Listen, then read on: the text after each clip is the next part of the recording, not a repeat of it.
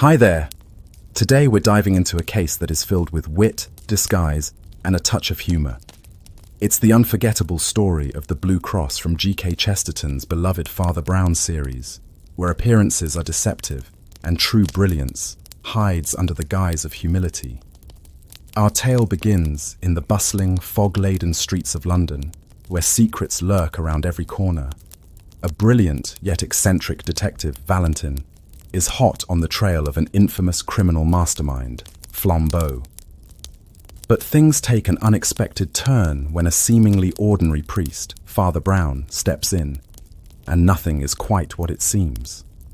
What role does the mysterious Blue Cross play in this daring game of cat and mouse? And who is truly outwitting whom? Get ready for a delightful mix of suspense, charm, and unexpected revelations as we follow Valentin and Father Brown into the heart of this ingenious mystery. Will the brilliant detective prevail, or will the unassuming priest surprise us all? Let's unravel the truth behind the Blue Cross together. Between the silver ribbon of morning and the green glittering ribbon of sea, the boat touched Harwich and let loose a swarm of folk like flies, among whom the man we must follow was by no means conspicuous, nor wished to be. There was nothing notable about him, except a slight contrast between the holiday gaiety of his clothes and the official gravity of his face. His clothes included a slight pale grey jacket, a white waistcoat, and a silver straw hat with a grey-blue ribbon. His lean face was dark by contrast, and ended in a curt black beard that looked Spanish and suggested an Elizabethan ruff. He was smoking a cigarette with the seriousness of an idler. There was nothing about him to indicate the fact that the grey jacket covered a loaded revolver, that the white waistcoat covered a police card, or that the straw hat covered one of the most powerful intellects in Europe. For this was Valentin himself, the head of the Paris police, and the most famous investigator of the world, and he was coming from Brussels to London to make the greatest arrest of the century. Flambeau was in England. The police of 3 countries had tracked the great criminal at last, from Ghent to Brussels, from Brussels to the Hook of Holland, and it was conjectured that he would take some advantage of the unfamiliarity and confusion of the Eucharistic Congress, then taking place in London. Probably he would travel as some minor clerk or secretary connected with it. But of course Valentin could not be certain. Nobody could be certain about Flambeau. It is many years now since this colossus of crime suddenly ceased keeping the world in a turmoil. And when he ceased, as they said after the death of Roland, there was a great quiet upon the earth. But in his best days, I mean of course his worst, Flambeau was a figure as statuesque and international as the Kaiser. Almost every morning the daily paper announced that he had escaped the consequences of one extraordinary crime by committing another. He was a Gascon of gigantic stature and bodily daring, and the wildest tales were told of his outbursts of athletic humour, how he turned the juge d'instruction upside down and stood him on his head, to clear his mind, how he ran down the Rue de Rivoli with a policeman under each arm.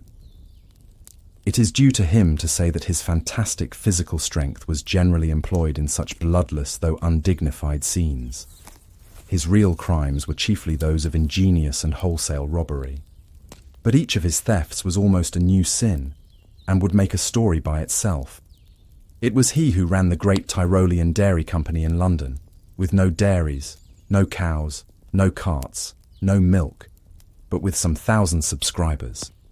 These he served by the simple operation of moving the little milk cans outside people's doors to the doors of his own customers. It was he who had kept up an unaccountable and close correspondence with a young lady whose whole letter bag was intercepted by the extraordinary trick of photographing his messages infinitesimally small upon the slides of a microscope.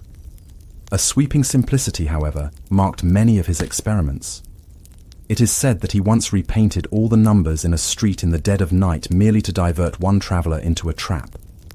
It is quite certain that he invented a portable pillar box, which he put up at corners in quiet suburbs on the chance of strangers dropping postal orders into it. Lastly, he was known to be a startling acrobat. Despite his huge figure, he could leap like a grasshopper and melt into the treetops like a monkey.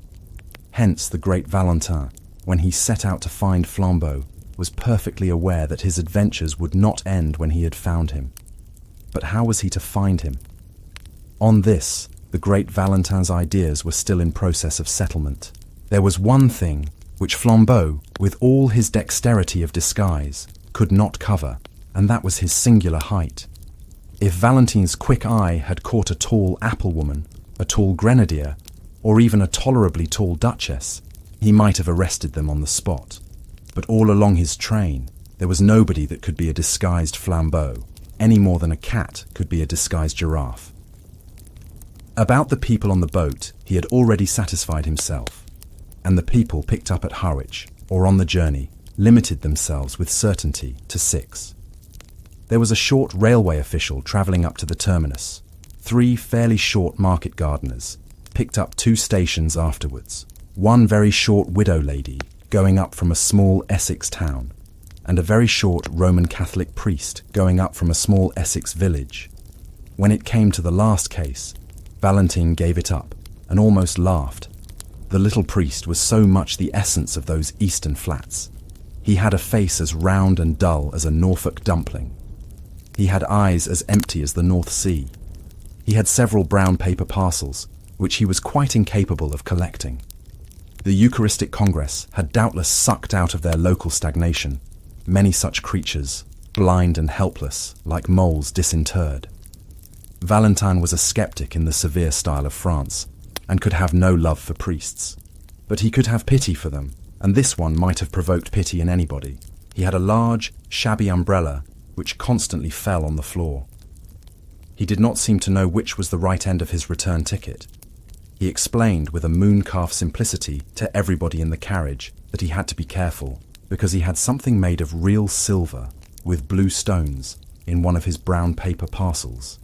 His quaint blending of Essex flatness with saintly simplicity continuously amused the Frenchman till the priest arrived, somehow, at Tottenham, with all his parcels, and came back for his umbrella. When he did the last, Valentin even had the good nature to warn him not to take care of the silver by telling everybody about it. But to whomever he talked, Valentin kept his eye open for someone else. He looked out steadily for anyone, rich or poor, male or female, who was well up to 6 feet, for Flambeau was 4 inches above it. He alighted at Liverpool Street, however, quite conscientiously secure that he had not missed the criminal so far.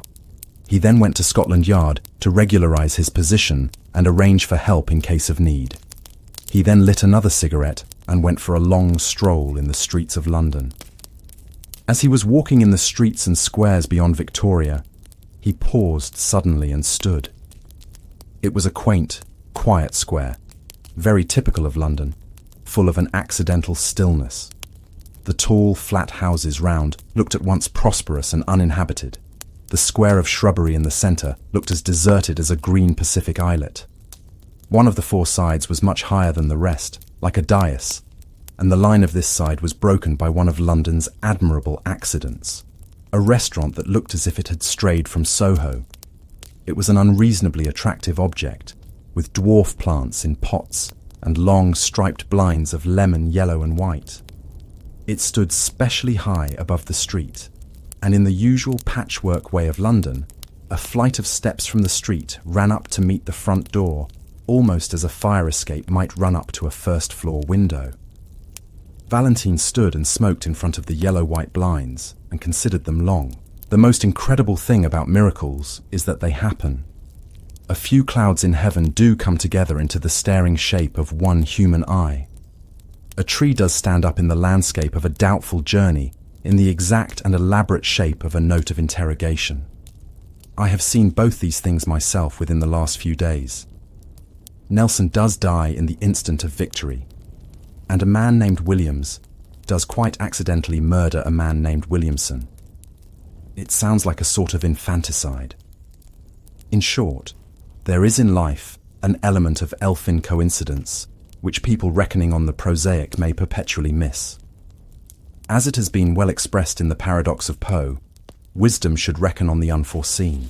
Aristide Valentin was unfathomably French, and the French intelligence is intelligent specially and solely.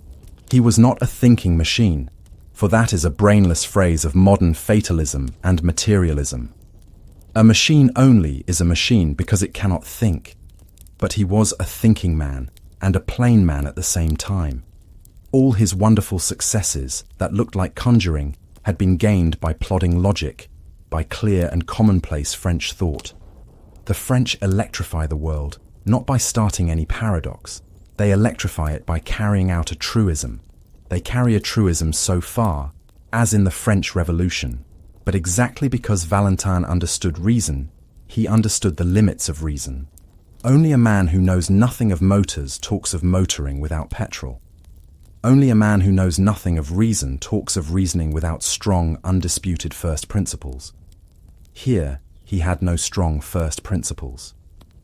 Flambeau had been missed at Harwich, and if he was in London at all, he might be anything from a tall tramp on Wimbledon Common to a tall toastmaster at the Hotel Metropole. In such a naked state of nescience, Valentin had a view and a method of his own. In such cases, he reckoned on the unforeseen. In such cases, when he could not follow the train of the reasonable, he coldly and carefully followed the train of the unreasonable. Instead of going to the right places, banks, police stations, rendezvous, he systematically went to the wrong places, knocked at every empty house, turned down every cul-de-sac, went up every lane blocked with rubbish, went round every crescent that led him uselessly out of the way. He defended this crazy course quite logically. He said that if one had a clue, this was the worst way, but if one had no clue at all, it was the best, because there was just the chance that any oddity that caught the eye of the pursuer might be the same that had caught the eye of the pursued. Somewhere a man must begin, and it had better be just where another man might stop. Something about that flight of steps up to the shop, something about the quietude and quaintness of the restaurant, roused all the detective's rare romantic fancy and made him resolve to strike at random. He went up the steps and, sitting down at a table by the window, asked for a cup of black coffee. It was halfway through the morning, and he had not breakfasted. The slight litter of other breakfasts stood about on the table to remind him of his hunger, and adding a poached egg to his order, he proceeded musingly to shake some white sugar into his coffee, thinking all the time about Flambeau. He remembered how Flambeau had escaped, once by a pair of nail scissors, and once by a house on fire, once by having to pay for an unstamped letter, and once by getting people to look through a telescope at a comet that might destroy the world. He thought his detective brain as good as the criminal's, which was true, but he fully realized the disadvantage. The criminal is the creative artist, the detective only the critic, he said with a sour smile, and lifted his coffee cup to his lips slowly, and put it down very quickly. He had put salt in it. He looked at the vessel from which the silvery powder had come. It was certainly a sugar basin, as unmistakably meant for sugar as a champagne bottle for champagne. He wondered why they should keep salt in it. He looked to see if there were any more orthodox vessels. Yes, there were 2 salt cellars quite full. Perhaps there was some speciality in the condiment in the salt cellars. He tasted it. It was sugar.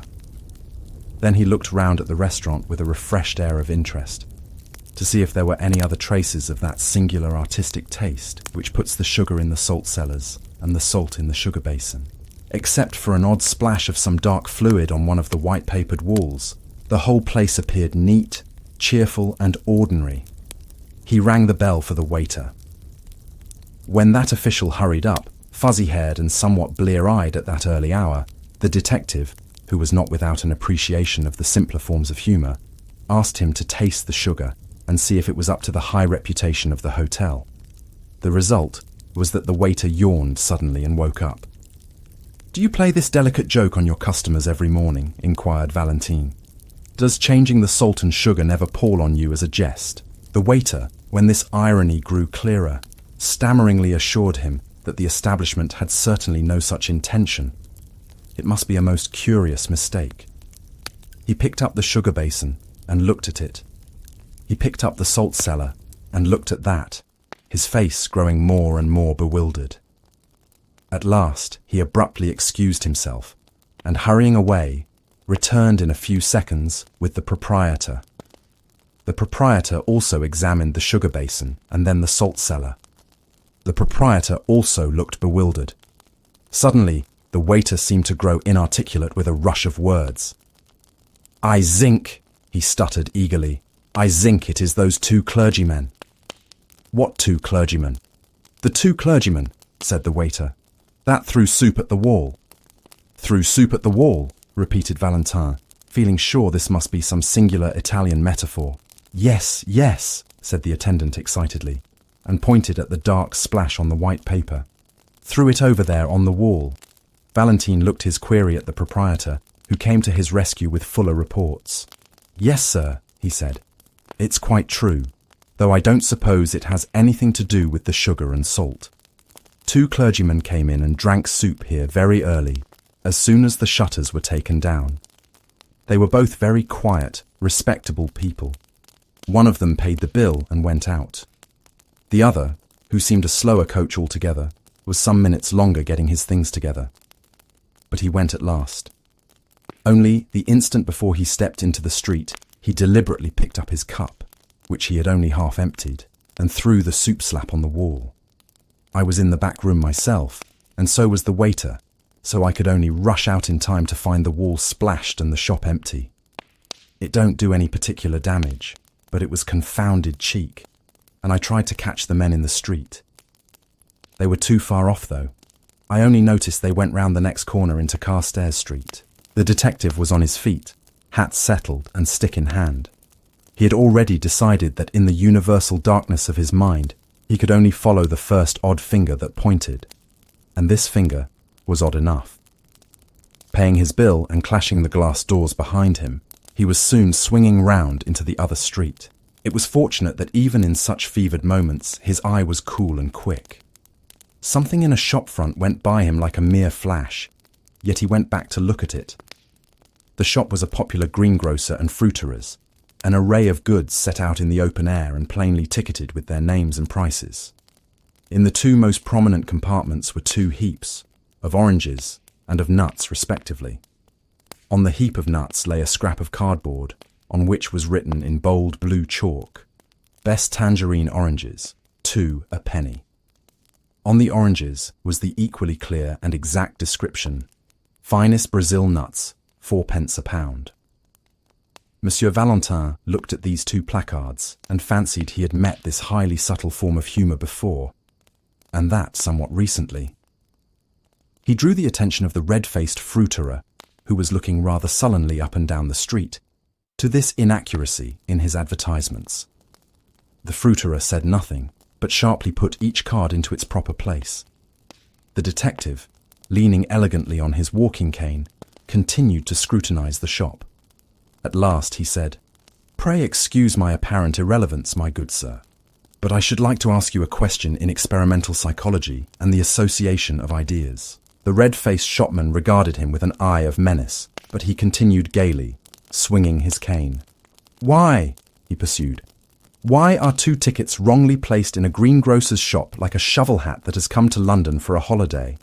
Or, in case I do not make myself clear, what is the mystical association which connects the idea of nuts marked as oranges with the idea of 2 clergymen, one tall and the other short?" The eyes of the tradesman stood out of his head like a snail's. He really seemed for an instant likely to fling himself upon the stranger. At last he stammered angrily, "I don't know what you have to do with it, but if you're one of their friends, you can tell 'em from me that I'll knock their silly heads off, parsons or no parsons, if they upset my apples again." "Indeed?" asked the detective, with great sympathy. "Did they upset your apples?" "One of 'em did," said the heated shopman. "Rolled 'em all over the street. I'd have caught the fool but for having to pick 'em up." "Which way did these parsons go?" asked Valentine. "Up that second road on the left-hand side, and then across the square," said the other promptly. "Thanks," replied Valentine, and vanished like a fairy. On the other side of the second square he found a policeman, and said, "This is urgent, constable. Have you seen 2 clergymen in shovel hats?" The policeman began to chuckle heavily. "I have, sir, and if you asked me, one of 'em was drunk. He stood in the middle of the road that bewildered that." "Which way did they go?" snapped Valentine. "They took one of them yellow buses over there," answered the man. Them that go to Hampstead.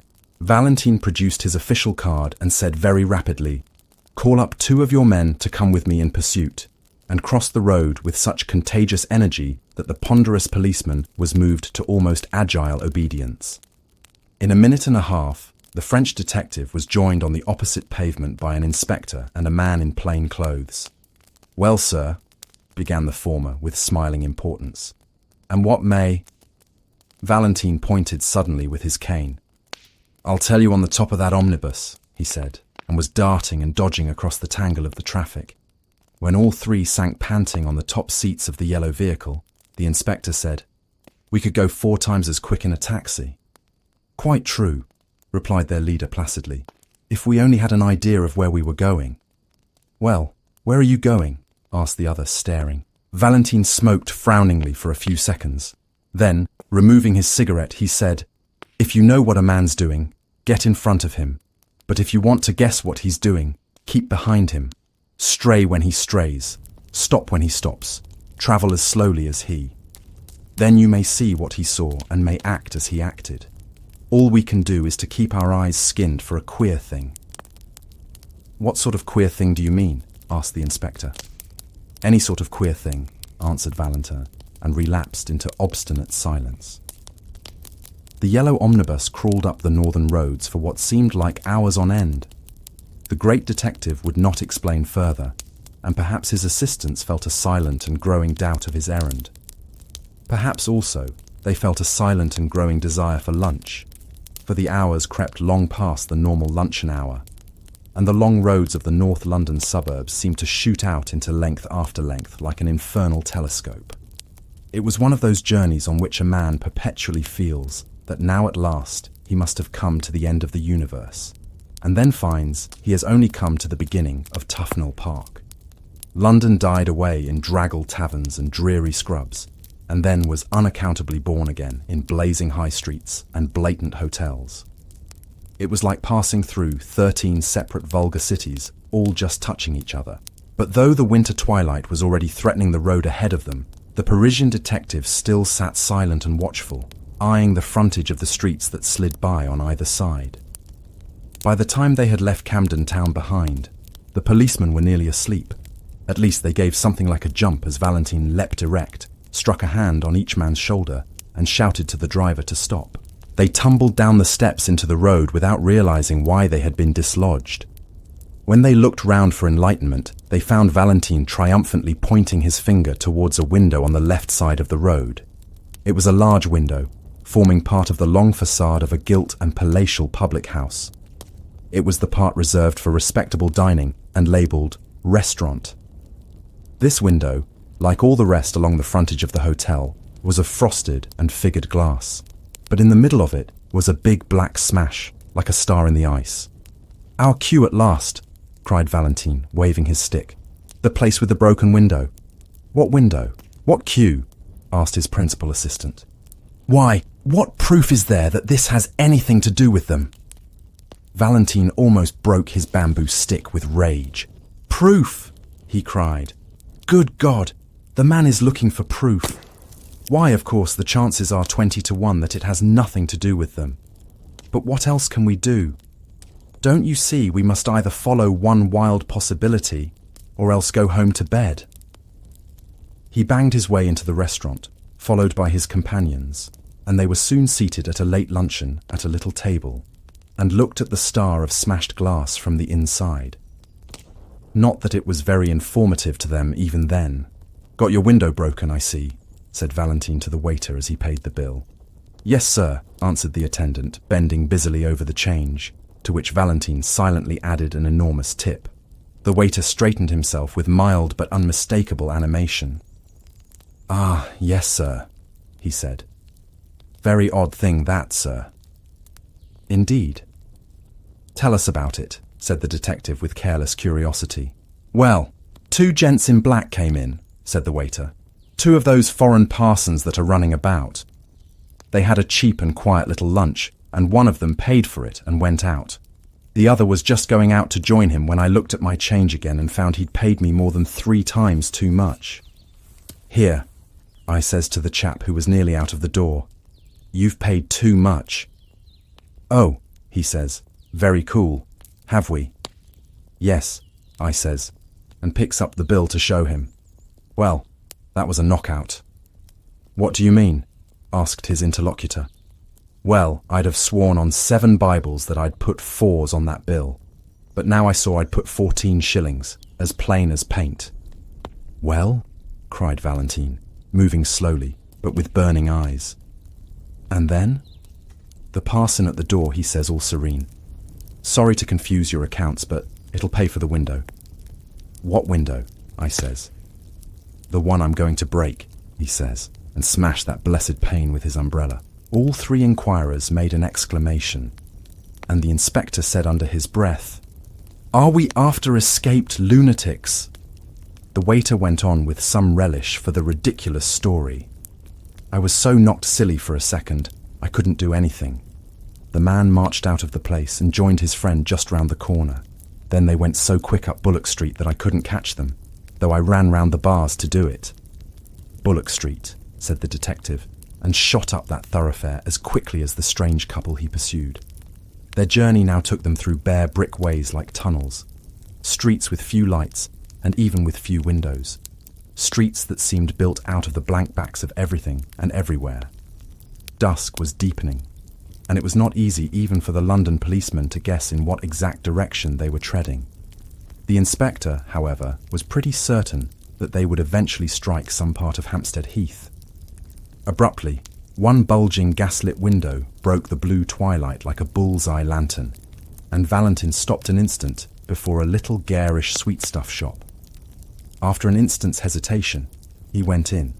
He stood amid the gaudy colours of the confectionery with entire gravity and bought 13 chocolate cigars with a certain care. He was clearly preparing an opening, but he did not need one. An angular, elderly young woman in the shop had regarded his elegant appearance with a merely automatic inquiry, but when she saw the door behind him blocked with the blue uniform of the inspector, her eyes seemed to wake up. "Oh," she said, "if you've come about that parcel, I've sent it off already." "Parcel," repeated Valentine, and it was his turn to look inquiring. "I mean the parcel the gentleman left. The clergyman gentleman." "For goodness' sake," said Valentine, leaning forward with his first real confession of eagerness. "For heaven's sake, tell us what happened exactly." "Well," said the woman a little doubtfully, "the clergyman came in about half an hour ago and bought some peppermints and talked a bit, and then went off towards the Heath. But a second after, one of them runs back into the shop and says, 'Have I left a parcel?' Well, I looked everywhere and couldn't see one. So he says, 'Never mind, but if it should turn up, please post it to this address.' And he left me the address and a shilling for my trouble. And sure enough, though I thought I'd looked everywhere, I found he'd left a brown paper parcel, so I posted it to the place he said. I can't remember the address now. It was somewhere in Westminster. But as the thing seemed so important, I thought perhaps the police had come about it." "So they have," said Valentine shortly. "Is Hampstead Heath near here?" "Straight on for 15 minutes, said the woman, "and you'll come right out on the open." Valentine sprang out of the shop and began to run. The other detectives followed him at a reluctant trot. The street they threaded was so narrow and shut in by shadows that when they came out unexpectedly into the void common and vast sky, they were startled to find the evening still so light and clear. A perfect dome of peacock green sank into gold amid the blackening trees and the dark violet distances. The glowing green tint was just deep enough to pick out in points of crystal 1 or 2 stars. All that was left of the daylight lay in a golden glitter across the edge of Hampstead and that popular hollow which is called the Vale of Health. The holiday makers who roam this region had not wholly dispersed. A few couples sat shapelessly on benches, and here and there a distant girl still shrieked in one of the swings. The glory of heaven deepened and darkened around the sublime vulgarity of man, and standing on the slope and looking across the valley, Valentine beheld the thing which he sought. Among the black and breaking groups in that distance was one especially black which did not break, a group of 2 figures clerically clad. Though they seemed as small as insects, Valentine could see that one of them was much smaller than the other.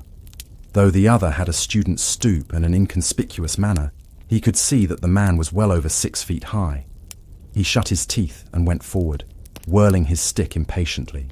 By the time he had substantially diminished the distance and magnified the two black figures as in a vast microscope, he had perceived something else, something which startled him, and yet which he had somehow expected. Whoever was the tall priest, there could be no doubt about the identity of the short one.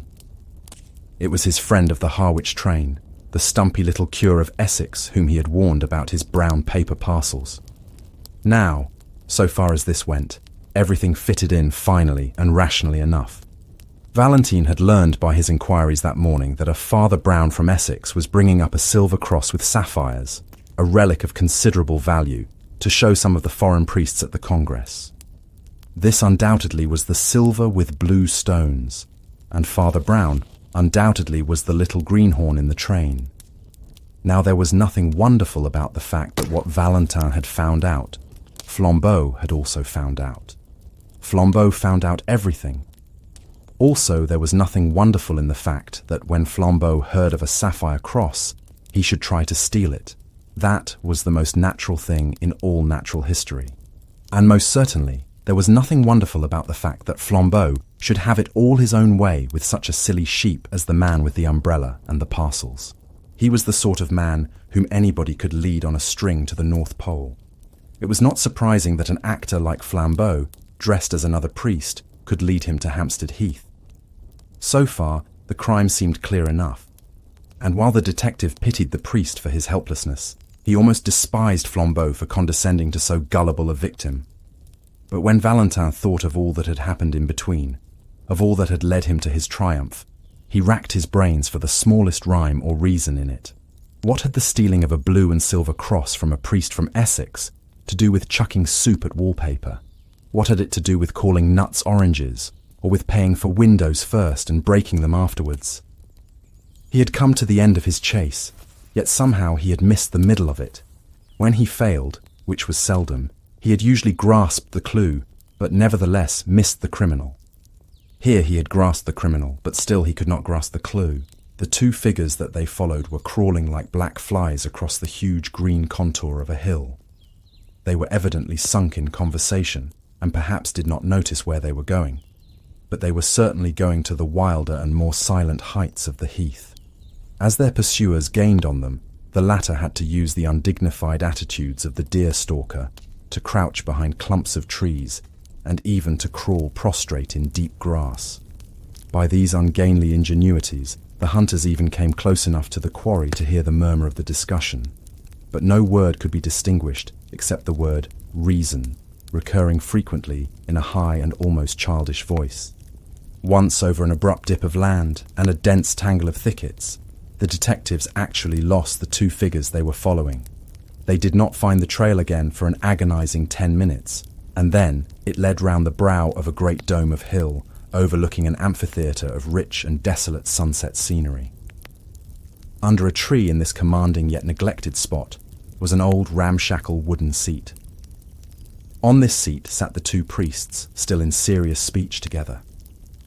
The gorgeous green and gold still clung to the darkening horizon, but the dome above was turning slowly from peacock green to peacock blue, and the stars detached themselves more and more like solid jewels.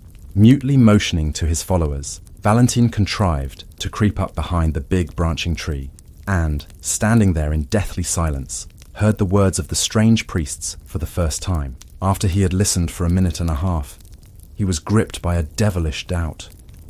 Perhaps he had dragged the two English policemen to the wastes of a nocturnal heath on an errand no saner than seeking figs on its thistles.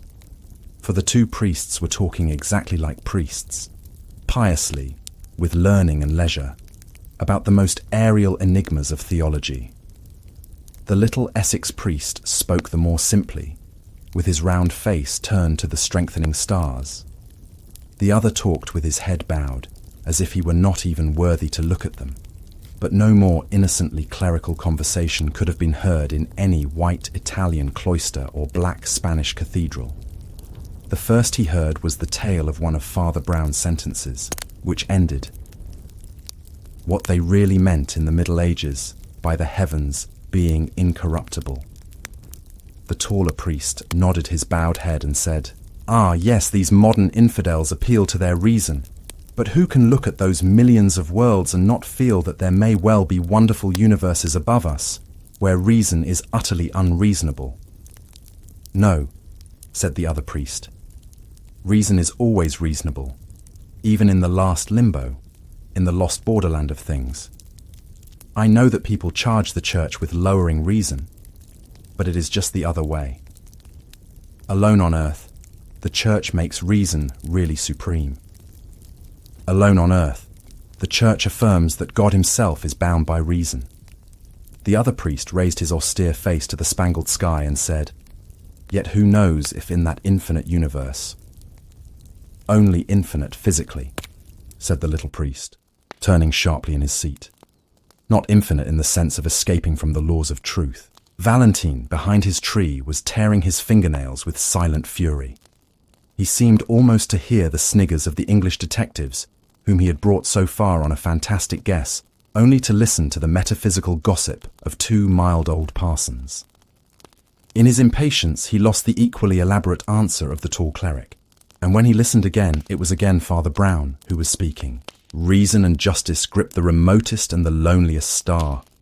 Look at those stars. Don't they look as if they were single diamonds and sapphires? Well, you can imagine any mad botany or geology you please. Think of forests of adamant with leaves of brilliance. Think the moon is a blue moon, a single elephantine sapphire. But don't fancy that all that frantic astronomy would make the smallest difference to the reason and justice of conduct. On plains of opal, under cliffs cut out of pearl, you would still find a notice board, 'Thou shalt not steal.'"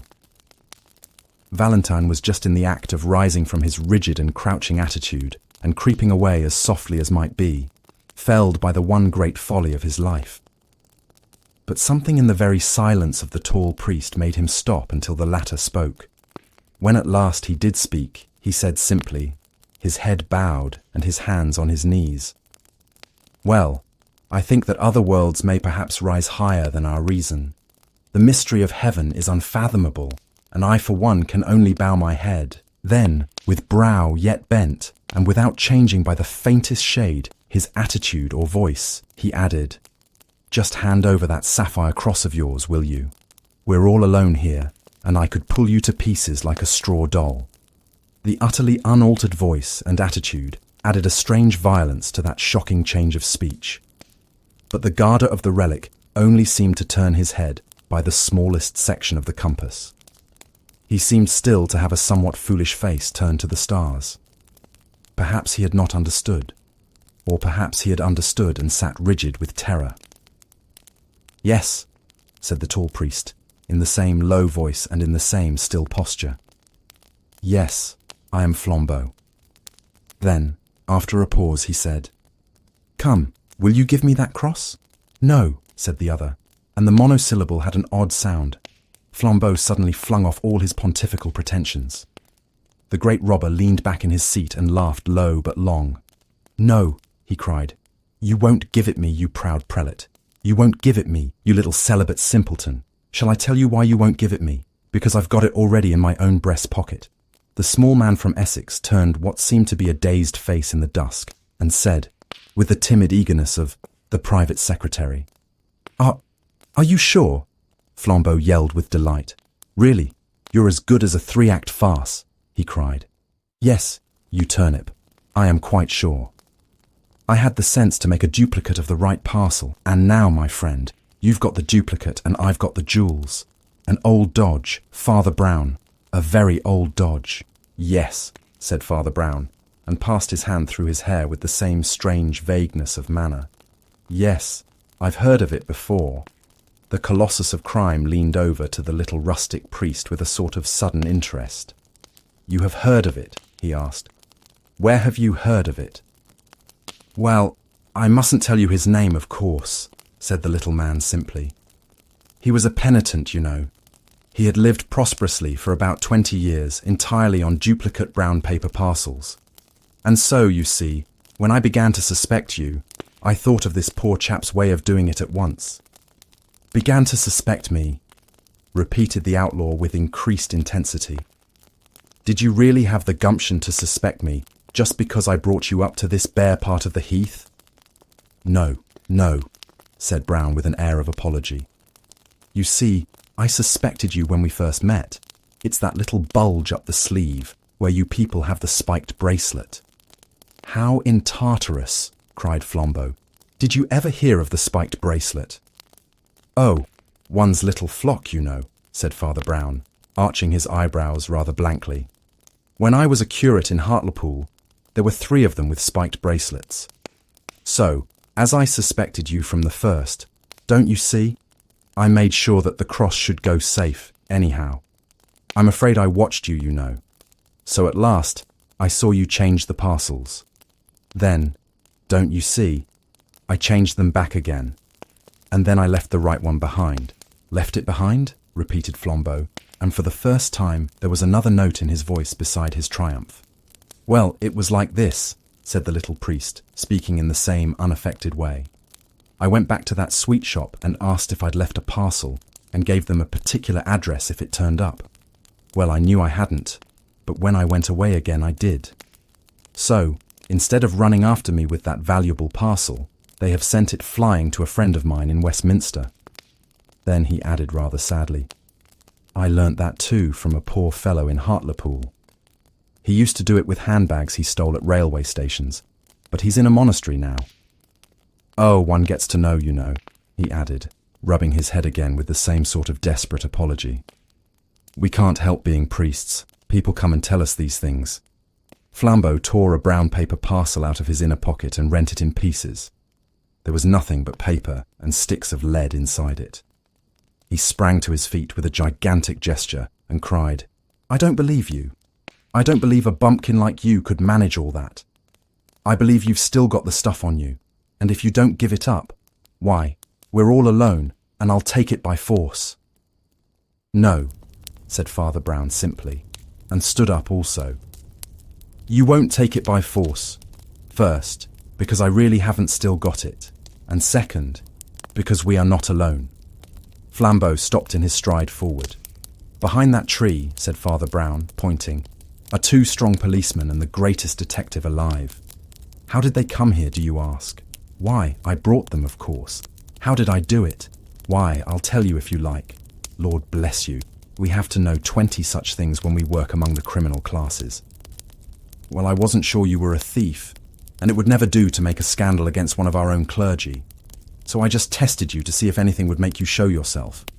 A man generally makes a small scene if he finds salt in his coffee. If he doesn't, he has some reason for keeping quiet. I changed the salt and sugar, and you kept quiet. A man generally objects if his bill is 3 times too big. If he pays it, he has some motive for passing unnoticed. I altered your bill, and you paid it. The world seemed waiting for Flambeau to leap like a tiger, but he was held back as by a spell. He was stunned with the utmost curiosity. Well, went on Father Brown, with lumbering lucidity, as you wouldn't leave any tracks for the police, of course somebody had to. At every place we went to, I took care to do something that would get us talked about for the rest of the day. I didn't do much harm, a splashed wall, spilt apples, a broken window. But I saved the cross, as the cross will always be saved. It is at Westminster by now. I rather wonder you didn't stop it with the donkey's whistle. With the what? Asked Flambeau. I'm glad you've never heard of it, said the priest, making a face. It's a foul thing. I'm sure you're too good a man for a whistler. I couldn't have counted it even with the spots myself. I'm not strong enough in the legs. What on earth are you talking about? Asked the other. Well, I did think you'd know the spots, said Father Brown, agreeably surprised. Oh, you can't have gone so very wrong yet. How in blazes do you know all these horrors? Cried Flambeau. The shadow of a smile crossed the round, simple face of his clerical opponent. Oh, by being a celibate simpleton, I suppose, he said. Has it never struck you that a man who does next to nothing but hear men's real sins is not likely to be wholly unaware of human evil? But as a matter of fact, another part of my trade too made me sure you weren't a priest. What? Asked the thief, almost gaping. You attacked reason, said Father Brown. It's bad theology. and even as he turned away to collect his property, the three policemen came out from under the twilight trees. Flambeau was an artist and a sportsman. He stepped back and swept Valentin a great bow. "Do not bow to me, mon ami," said Valentin with silver clearness. "Let us both bow to our master." And they both stood an instant uncovered, while the little Essex priest blinked about for his umbrella. And that wraps up the Blue Cross. If you enjoyed Father Brown's clever insights and the charming twists of this mystery, be sure to subscribe and hit the notification bell for more adventures from the world of Father Brown and beyond. I'd love to hear your thoughts. Did you see the twist coming, or did Father Brown surprise you too? Please drop a comment below and let's discuss. Thanks for joining me today. I can't wait to share more captivating mysteries and thrilling adventures with you next time. See you there.